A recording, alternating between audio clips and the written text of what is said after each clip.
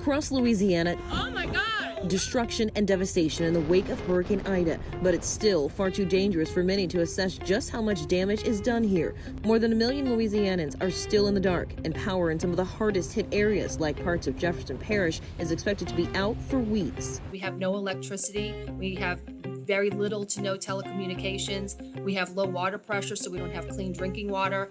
We're surviving now, but it's going to be a rough time, so we don't want our citizens to come back. The entire city of New Orleans is also without power. The mayor urging residents who evacuated to stay away until it's safe to return. Where we do have sources of power, it's generators only, and so that does speak to the need for fuel.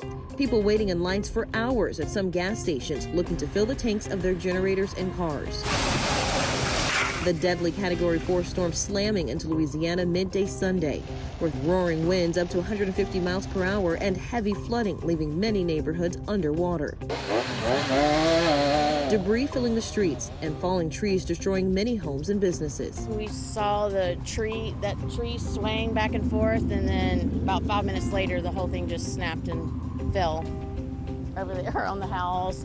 This Coast Guard video shows the damage in Grand Isle, Louisiana from above. And in La Plaza, Louisiana, boats are now the only way to navigate some of its water-filled roads. We've been through all the storms, and like I say, they expected it to come and be bad, but we didn't expect it to get this close to La Plaza. It wasn't supposed to be this close, you know?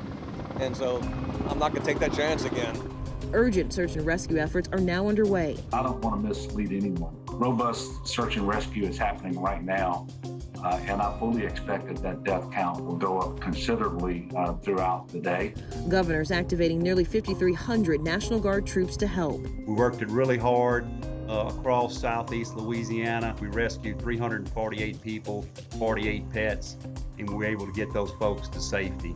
President Joe Biden also pledging to help Louisiana and other states severely impacted by the hurricane. We're going to stand with you and the people of the Gulf as long as it takes for you to recover.